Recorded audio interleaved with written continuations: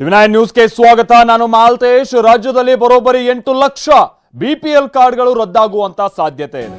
ಕಾರಣ ಅಂತಂದ್ರೆ ಸರ್ಕಾರ ಇದಕ್ಕಿಟ್ಟಿರುವಂತ ಮಾನದಂಡಗಳು ಅದನ್ನ ಮೀರಿ ಕೆಲವರು ಪಡೆದಿದ್ದಾರೆ ಅನ್ನುವಂಥದ್ದು ಆರೋಪ. ಅದಕ್ಕೆ ಸಂಬಂಧಪಟ್ಟಂಗೆ ಈಗ ಸ್ಕ್ರೂಟಿನಿ ಎಲ್ಲ ನಡೀತಾ ಇದೆ. ಸಿಲಿಕಾನ್ ಸಿಟಿಯಲ್ಲೂ ಕೂಡ ಲಕ್ಷಕ್ಕೂ ಅಧಿಕ ಕಾರ್ಡ್ಗಳು ಕ್ಯಾನ್ಸಲ್ ಆಗ್ಬೋದು, ಅಂದ್ರೆ ಬೆಂಗಳೂರಿಗರಿಗೆ ಸಂಬಂಧಪಟ್ಟ ಅಥವಾ ಬೆಂಗಳೂರು ಮಂದಿಗೆ. ಆಮೇಲೆ ಇದು ಹೇಗೆ ಒಂದು ವ್ಯವಸ್ಥೆಯ ಲೇವಡಿ ಅಂತಿರೋ ಅಥವಾ ನಮ್ಮ ಸಿಸ್ಟಮೇ ಹೀಗೋ ನೋಡಿ, ಕೋಟ್ಯಾಧಿಪತಿಗಳ ಬಳಿನೂ ಕೂಡ ಬಿಪಿಎಲ್ ಕಾರ್ಡ್ ಇರೋದು ಪತ್ತೆಯಾಗಿದೆ. ಅನರ್ಹರು ಪಡೆದಿರುವಂತಹ ಬಿಪಿಎಲ್ ಕಾರ್ಡ್ಗಳ ಮೇಲೆ ಈಗ ಹದ್ದಿನ ಕಣ್ಣಿಡಲಾಗಿದೆ. ಆಹಾರ ಇಲಾಖೆ ವಿಶೇಷ ಕಾರ್ಯಾಚರಣೆಯಲ್ಲಿ ಹಲವು ವಿಚಾರ ಬಹಿರಂಗ ಆಗಿದೆ. 12,68,097 ಅನುಮಾನಾಸ್ಪದ ರೇಷನ್ ಕಾರ್ಡ್ ಪತ್ತೆಯಾಗಿದೆ. ಈ ಪೈಕಿ 8 ಲಕ್ಷ ರೇಷನ್ ಕಾರ್ಡ್ಗಳು ರದ್ದಾಗುವಂತ ಸಾಧ್ಯತೆ ಇದೆ. ಆಹಾರ ಇಲಾಖೆಯಿಂದ ಶೀಘ್ರದಲ್ಲೇ ಸರ್ಕಾರಕ್ಕೆ ಇದಕ್ಕೆ ಸಂಬಂಧಪಟ್ಟ ಹಾಗಿನ ವರದಿ ಸಲ್ಲಿಸಲಾಗುತ್ತೆ. ವಿವಿಧ ಕಂಪನಿಗಳಲ್ಲಿ ಡೈರೆಕ್ಟರ್ ಆಗಿರುವವರ ಬಳಿಯೂ ಕೂಡ ಬಿಪಿಎಲ್ ಕಾರ್ಡ್ಗಳಿದೆ. ಸಾವಿರಾರು ರೂಪಾಯಿ ಟ್ಯಾಕ್ಸ್ ಕಟ್ತಾ ಇರುವಂತವರ ಬಳಿಯೂ ಕೂಡ ರೇಷನ್ ಕಾರ್ಡ್ ಇದೆ. ಕೋಟ್ಯಾಂತರ ರೂಪಾಯಿ ವ್ಯವಹಾರ ಮಾಡ್ತಾ ಇರುವಂತವರ ಬಳಿಯೂ ಕೂಡ ರೇಷನ್ ಕಾರ್ಡ್ ಇದೆ. ಈ ಕಾರಣಕ್ಕಾಗಿನೇ ಇದನ್ನೆಲ್ಲವನ್ನೂ ಕೂಡ ಇದೀಗ ಪತ್ತೆ ಹಚ್ಚೋ ಕಾರ್ಯ ನಡೀತಾ ಇದೆ. ವಿಷಯ ಏನು ಅಂತ ಅಂದ್ರೆ, ಯಾರ್ಯಾರು ಅಂದ್ರೆ ಈಗ ಸರ್ಕಾರದ ಮಾನದಂಡ ಏನಿದೆ ಅಂತ ಅಂದ್ರೆ, ಇಂತಿಷ್ಟು ಎಕರೆಗಿಂತ ಜಾಸ್ತಿನ ಲ್ಯಾಂಡ್ ಇರಬಾರ್ದು, ಆದಾಯ ತೆರಿಗೆ ಪಾವತಿ ಮಾಡ್ತಾ ಇರಬಾರ್ದು, 1,20,000 ವಾರ್ಷಿಕ ಆದಾಯಕ್ಕಿಂತ ಹೆಚ್ಚಿರುವಂತವರು ಆದಾಯ ಕಾರ್ಡನ್ನ ಬಿಪಿಎಲ್ ಕಾರ್ಡನ್ನ ಹೊಂದಿರಬಾರ್ದು. ಈ ಥರದ್ದೆಲ್ಲ ಇದೆ ಏನು ನಿಯಮಗಳು.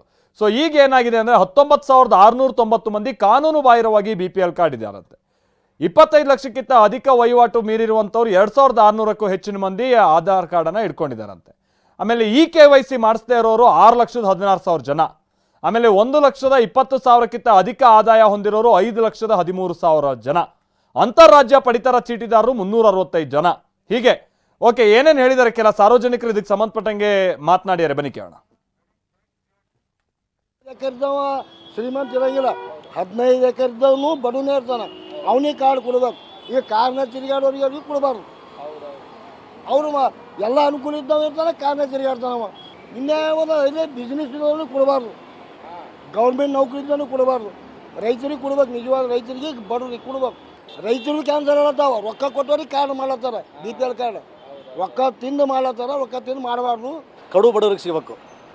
ಯಾಕಂದ್ರೆ ಕಡು ಬಡವ್ರಿಗೆ ಸಿಕ್ಕರೆ ಅವರಿಗೆ ಒಂಥರ ಅವರಿಗೆ ಚೆನ್ನಾಗಿರ್ತದೆ. ಈಗ ಇದ್ದರಿಗೆ ಕೊಟ್ಟರದೇನು ಲಾಭ ಇಲ್ಲ, ಆ ಥರ ಆಗಬೇಕು. ಅಂದಾಗೆ ಅದು ಒಂದು ಲಕ್ಷಣ. ಕಡು ಬಡವ್ರಿಗೆ ಸಿಗಬೇಕು. ಕಾರ್ ಅಂತಾರೆ ಇವೆಲ್ಲ ತೆಗಿಬೇಕು ಅವ್ರಿಗೆ ಯಾಕೆ ಅವಶ್ಯಕತೆ ಅವ್ರಿಗೆ? ಹಾಂ ರೀ, ಯಾರು ಏನು ಅವ್ರಿಗೆ ಏನು ಈ ಸವಲತ್ತಿಲ್ಲ ಅಂಥವ್ರಿಗೆ ಕೊಟ್ಟರೆ ಚೆನ್ನಾಗಿರ್ತದೆ.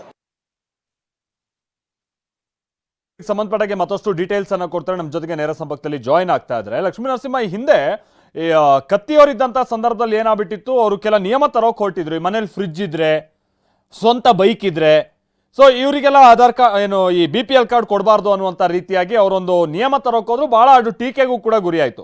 ಬಟ್ ಈಗ ಸರ್ಕಾರ ಹೀಗೆ ರದ್ದು ಮಾಡೋಕೆ ಹೊರಟಿದೆಯಲ್ಲ, ಏನೇನು ಮಾನದಂಡಗಳನ್ನ ಇಟ್ಕೊಂಡು ರದ್ದು ಮಾಡೋಕೆ ಹೊರಟಿದೆ, ಆ ಡೀಟೇಲ್ಸ್ ಏನು ತಿಳಿದು ಬಂದಿದೆ ಲಕ್ಷ್ಮೀ ನರಸಿಂಹ? ಮಾಲ್ತೇಶ್, ಯಾರ್ಯಾರು ಸರ್ಕಾರಕ್ಕೆ ತಪ್ಪು ಮಾಹಿತಿಯನ್ನು ಕೊಟ್ಟು ಬಡತನ ರೇಖೆಗಿಂತ ಕಡಿಮೆ ಇದ್ದೀರಿ ಅಂತ ಸುಳ್ಳು ಹೇಳಿ ಪಡಿತರ ಚೀಟಿಯನ್ನು ಪಡಿತರ ಕಾರ್ಡ್ಗಳನ್ನು ಪಡೆದಿದ್ದಾರೆ, ಅವರೆಲ್ಲರೂ ಕೂಡ ಈಗ ನಡುಕ ಶುರುವಾಗಿದೆ. ಯಾಕಂದರೆ ಈಗಾಗಲೇ ಆಹಾರ ಮತ್ತು ನಾಗರಿಕ ವ್ಯವಹಾರಗಳ ಸಚಿವಾಲಯ ಈಗ ಪಟ್ಟಿಯನ್ನು ಮಾಡಿದೆ. 12 ಕ್ಯಾಟಗರಿ ಮೂಲಕ ಈ ಒಂದು ಪಟ್ಟಿಯನ್ನು ಮಾಡಿದೆ. ಪಟ್ಟಿ ಮೂಲಕ 12 ಲಕ್ಷ ಅಕ್ರಮವಾಗಿ ಪಡಿತರ ಕಾರ್ಡ್ಗಳನ್ನು ಪಡೆದಿದ್ದಾರೆ, ಬಿಪಿಎಲ್ ಕಾರ್ಡನ್ನು ಪಡೆದಿದ್ದಾರೆ ಅಂತ ಈಗಾಗಲೇ ಇಲಾಖೆ ಖಚಿತಪಡಿಸಿದೆ.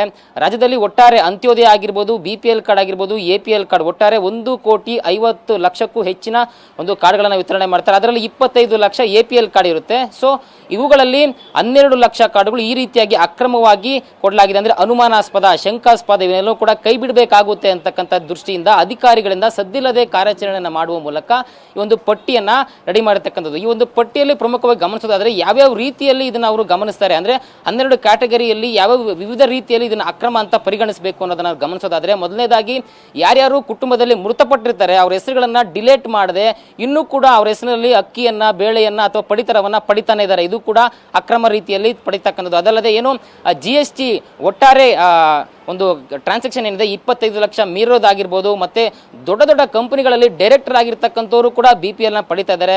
ಮತ್ತೆ ಏನು PM ಕಿಸಾನ್ ಲ್ಯಾಂಡು 7.5 ಎಕರೆಗೂ ಹೆಚ್ಚಿನ ಒಂದು ಜಾಗವನ್ನು ಹೊಂದಿರತಕ್ಕಂಥವ್ರು ಇದನ್ನ ಪಡಿಬಾರ್ದು. ಅದಲ್ಲದೆ ಯಾರ್ಯಾರು ಕಳೆದ 6 ತಿಂಗಳಿನಿಂದ ಪಡಿತರವನ್ನೇ ಪಡಲಿಲ್ಲ, ಯಾಕಂದ್ರೆ ಪಡಿತರ ಚೀಟಿ ಇಟ್ಕೊಂಡು ಕೂಡ ಅವರು ಪಡಿತರ ಪಡಿಲಿಲ್ಲ ಅಂದ್ರೆ ಯಾಕೆ, ಅವರಿಗೆ ಅವಶ್ಯಕತೆ ಇಲ್ಲ. ಸೊ ಇವ್ರಿಗೂ ಕೂಡ ಪಡಿತರ ಚೀಟಿ ಅವಶ್ಯಕತೆ ಇಲ್ಲ, ಇವರನ್ನು ಕೂಡ ತೆಗಿಬೇಕು ಅಂತಕ್ಕಂಥದ್ದು.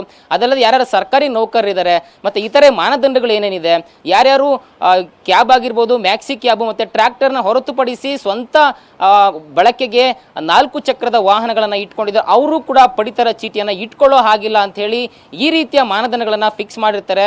ಸೊ ಇದನ್ನ ಯಾರ್ಯಾರು ಮೀರಿ ನಾವಿನ್ನೂ ಬಡವರು ನಮ್ಗೇನು ಇಲ್ಲ ಅಂತ ಹೇಳಿ ಈ ಒಂದು ಪಡಿತರ ಚೀಟಿಗಳನ್ನ ಮಿಸ್ಯೂಸ್ ಮಾಡ್ತಾ ಇದ್ದಾರೆ, ಅವರೆಲ್ಲರನ್ನೂ ಕೂಡ ಕೈ ಬಿಡೋದಕ್ಕೆ ಸದ್ದಿಲ್ಲದೆ ಕಾರ್ಯಾಚರಣೆ ಮಾಡಿ 12 ಲಕ್ಷ ಇದೆ ಅಂತ ಹೇಳಿ ಈಗಾಗಲೇ ಪಟ್ಟಿ ಮಾಡಿರ್ತಕ್ಕಂಥದ್ದು. 2021ರ ಏನು ನೀತಿ ಆಯೋಗದ ಒಂದು ಮಾಹಿತಿ ಪ್ರಕಾರ ರಾಜ್ಯದಲ್ಲಿ 7.5% ಮಾತ್ರ ಬಡವರಿದ್ದಾರೆ, ಬಡತನ ರೇಖೆಗಿಂತ ಕಡಿಮೆ ಇದ್ದಾರೆ. ಸೊ ಆದ್ರೆ ನೀವು 1,50,00,000ಕ್ಕೆ ಹೆಚ್ಚಿನ ಒಂದು ಕಾರ್ಡ್ಗಳನ್ನ ಕೊಟ್ಟಿದ್ದಾರೆ. ಇದರಿಂದಾಗ್ಲಿ ಈ ಒಂದು ಭದ್ರತಾ ಕಾಯ್ದೆ ಏನು ಅಳವಡಿಕೆ ಆಗುತ್ತೆ ಇದೆಲ್ಲವೂ ಕೂಡ ಇಂಬ್ಯಾಲೆನ್ಸ್ ಆಗ್ತದೆ. ಹೀಗಾಗಿ ಅವಳನ್ನು ಕೂಡ ಕೈ ಬಿಡಬೇಕು ಅಂತಕ್ಕಂಥ ಒಂದು ಅಸಮಾಧಾನ ಕೂಡ ನೀತಿ ಆಯೋಗ ಮಾಡಿರ್ತಕ್ಕಂಥದ್ದು. Mahantesh, thank you Lakshmi Narasimha. ಹೌದು, ಹಾಗಂತ ಎಲ್ಲಾರ್ದು ತೆಗೆದು ಬಿಡ್ತೀವಿ ಅಂತ ಹೇಳ್ಕೊಂಡು ಕೆಲ ಬಡವರುಗಳು ನಿಜವಾಗ್ಲೂ ಯಾರಿದ್ದಾರೆ, ಸರಿಯಾಗಿ ಡಾಕ್ಯುಮೆಂಟ್ ಕೊಟ್ಟಿಲ್ಲ, ಮತ್ತೊಂದು KYC ಮಾಡಿರಂತ ಅವ್ರಿಗೆ ಅನ್ಯಾಯ ಆಗಬಾರ್ದು ಅಷ್ಟೇ, ಅದೊಂದು ಕಳಕಳಿ ಇಲ್ಲಿ.